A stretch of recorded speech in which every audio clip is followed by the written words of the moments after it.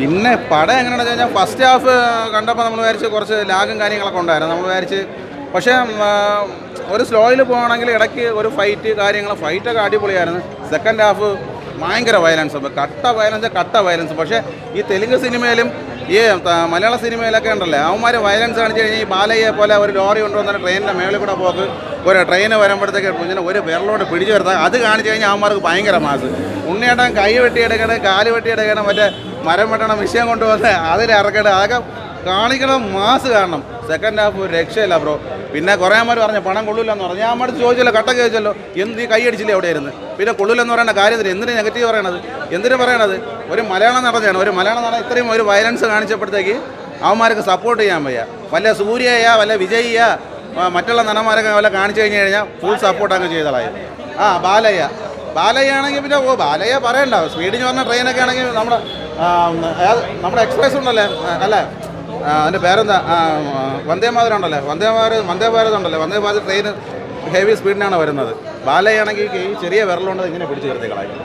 ഇങ്ങനെ പിടിച്ച് വരുത്തിട്ട് ഒരൊറ്റ ചവിട്ട് ട്രെയിന് 2 തുണ്ടായപ്പോൾ അത് കാണുമ്പോഴത്തേക്ക് അവിടെ കിടന്ന് ഓടി ഭയങ്കര കയ്യടിയും പോലുള്ള. പക്ഷേ ഇത് അങ്ങനെയല്ല പടം, നല്ല കട്ട വയലൻസ് ആയിരുന്നു, നല്ല പടം വരുന്നതല്ല, വേറെ ലെവലായിരുന്നു. ഉണ്ണിയേട്ടൻ പിന്നെ ഒരു കാര്യം, ഉണ്ണിയേട്ടന് വേണ്ടി ഞാൻ ഇനിയിപ്പോൾ ഒരു ഫാൻസ് ഉണ്ടാക്കാൻ പോവുകയാണ് ഇനി തൊട്ട്. അങ്ങനെ സപ്പോർട്ട് ചെയ്യാനേ ചെയ്യും.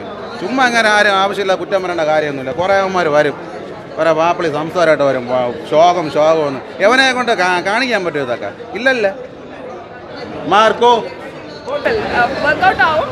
നമുക്ക് വേറൊന്നും പറയാനില്ല. എന്ത് കാര്യം എന്ന് വെച്ച് കഴിഞ്ഞാൽ വർക്കൗട്ട് ആവും ഇൻ ദ സെൻസ് നമുക്ക് കണ്ടുകൊണ്ടിരിക്കാൻ as if like ladies audience എനിക്കറിയില്ല, ബിക്കോസ് അതിനകത്ത് കുറേ സീൻസ് വരുന്നുണ്ട്. അപ്പം ടെറിഫിക് വയലൻസ് എന്ന് തന്നെ പറയാം, എന്നേ ഞാൻ പറയാനുള്ളൂ, അത്രേ ഉള്ളൂ. Movie was really nice. Violence through violence ആണ്, ടെറിഫിക് വയലൻസ് ആണ്. ഫസ്റ്റ് ഹാഫിനേക്കാളും second was really nice. Indian film Malayalam comparatively Malayalam film ഇൻഡസ്ട്രിയെ കണ്ട് നോക്കുമ്പോൾ ഒരു പുതിയൊരു എക്സ്പെരിമെൻറ്റ് തന്നെയായിരുന്നു. സീരിയസ്ലി ഒരു ഹോളിവുഡ് സ്റ്റൈലിൽ stunt, fight scenes, BGM, everything was nice.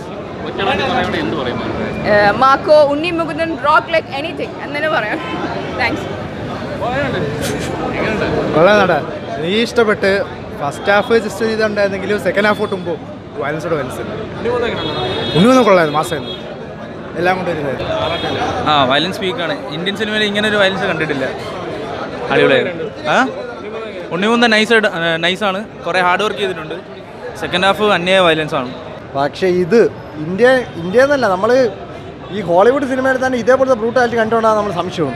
John വിക്കും കില്ലൊന്നും ഇതിന് മുന്നേ ഒന്നുമല്ല. സെക്കൻഡ് ഹാഫൊക്കെ ആകുമ്പോൾ പടം പൊട്ടാന്ന് വേറെ ലെവലായിട്ട് പോയിരുന്നു. അടിപൊളി പടം, സൂപ്പർ, ഒരു രക്ഷയില്ല ബ്രോ. അടിപൊളി എന്നൊക്കെ പറഞ്ഞു കഴിഞ്ഞാൽ നമ്മുടെ മാസ് ആക്ഷൻ ജോണറിൽ 100% നീതി പുലർത്തിയിട്ടുണ്ട്.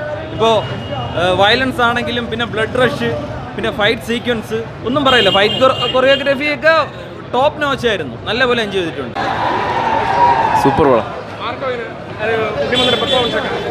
നമ്മൾ കണ്ടതിൽ 3/4% ആൾക്കാർ ഉണ്ണിമുന്തൻ ഫാൻസ് ആയിരിക്കില്ല, തിരിച്ചിറങ്ങും, ഫാനായിട്ട് ഇറങ്ങും. കിട്ടില്ല പെർഫോമൻസ്, കിട്ടില്ല ലുക്ക്, ഒരു രക്ഷയില്ല. കംബാക്ക് വയലൻസ് കൊണ്ട് നിറഞ്ഞ പടം, ഇതൊക്കെ കാണണം. കിടില്ല പോയി കണ്ടോ. പിന്നെ ക്രിസ്മസ് കൊണ്ടുപോയി ഈ പടം. കിടില്ല, പിന്നെ കിടില്ല ആക്ഷൻ പടം, കിടിലം പടം, മസ്റ്റ് വാച്ച്. ചോരപ്പുര അതിലുള്ളൂ, പോയി കണ്ടു നോക്ക്.